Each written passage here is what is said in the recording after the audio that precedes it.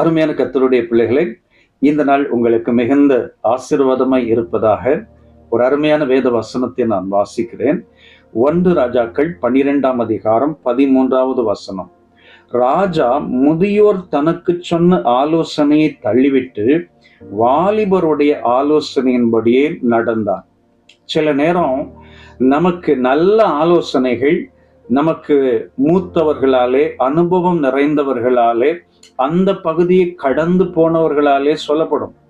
ஆனால் அதை தள்ளிவிட்டு தன்னோடு இருக்கிறவர்கள், நண்பர்களுடைய ஆலோசனை, மற்றவர்களுடைய ஆலோசனையின்படி நடந்து நிறைய பேர் ஆஸ்தியை இழந்திருக்கிறார்கள், அந்தஸ்தை இழந்திருக்கிறார்கள், உறவுகளை இழந்திருக்கிறார்கள், சரீர சுகத்தை இழந்திருக்கிறார்கள். இந்த ரெகொபெயாம் இஸ்ரவேல் ஜனங்கள் தன்னிடத்தில் வந்து கேட்கிறாங்க, எங்களுக்கு நீர் எங்களுடைய பாரத்தை லகுவாக்க வேண்டும். உங்க அப்பா சாலமோன் எங்களை ரொம்ப கஷ்டப்படுத்திட்டாரு, அதனால அதை லகுவாக்கணும், அப்பதான் நாங்க உங்க கூட இருப்போம். ஆனா ரெகொபெயாம் என்ன சொல்லுகிறார்? 3 நாள் கழிச்சு வாங்க. 3 நாள் கழிச்சு வரப்போகிறவர்களிடத்துல அவன் தன்னுடைய ஆலோசனையை தன் நண்பர்களிடத்திலே பெற்றுக்கொள்கிறார். முதியோருடைய ஆலோசனையை தள்ளி விடுகிறார்.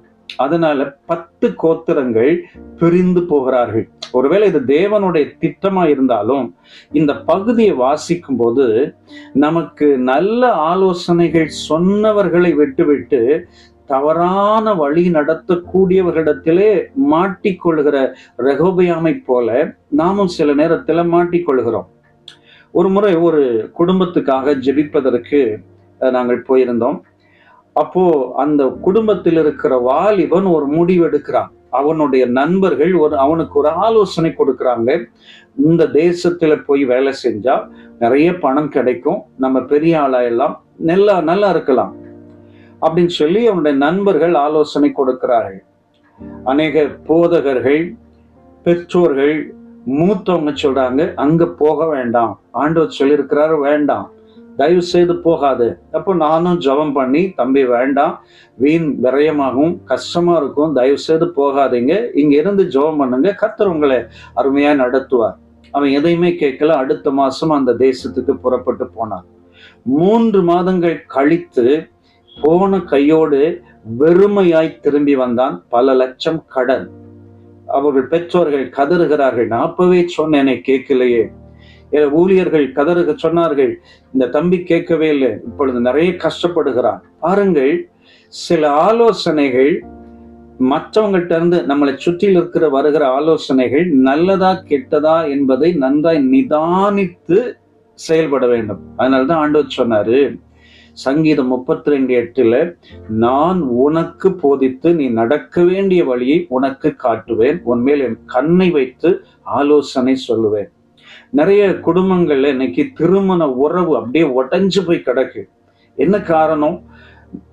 நண்பர்கள் பக்கத்துல இருக்கிறவங்க மற்றவங்க சொன்ன ஆலோசனை கேட்டு பெண் கொடுத்து பெண் எடுத்து நிறைய பாதிப்புகளை சந்திச்சு இன்னைக்கு குடும்பங்கள்ல பயங்கர பிரச்சனை, நிறைய போராட்டங்கள். ஏன்னு கேட்டா தெரிந்தவர்கள் இதை சொன்னாங்க அதை சொன்னாங்கன்னு சொல்லி மாட்டிக்கிறாங்க. தேவனுடைய ஆலோசனையை தள்ளிவிடுகிறார்கள், முதியவர்களுடைய ஆலோசனை தள்ளிவிடுகிறார்கள், தாங்களும் அதை யோசிக்கிறதில்லை. தேவனுடைய பிள்ளைகளே, இந்த காலை நேரத்துல நீங்க ஏதோ ஒரு முடிவெடுப்பதற்காக நீங்க திட்டமிடலாம், ஏதோ ஒரு காரியத்தை செய்யணும் திட்டமிடலாம்.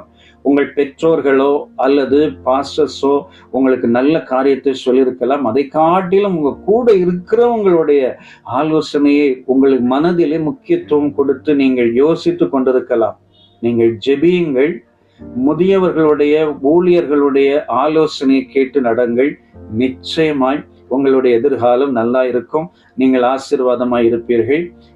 தவறான ஆலோசனைக்கு உட்பட்டு பாதிப்புகளை சந்திக்க வேண்டாம். இந்த ரெகொபெயாம் 10 கோத்திரங்களை இழந்து போனார்.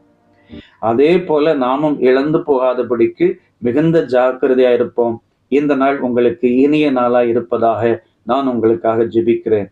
அன்பு நிறைந்த பிதாவே, இயேசுவின் விலையேற பெற்ற நாமத்தினாலே நாங்கள் ஜெபிக்கிறோம்.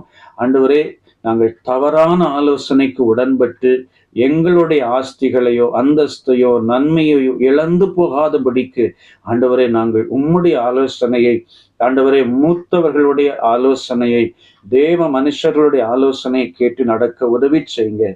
இயேசு இரட்சகர் நாமத்தில் பிதாவே, ஆமென், ஆமென். God bless you. Amen.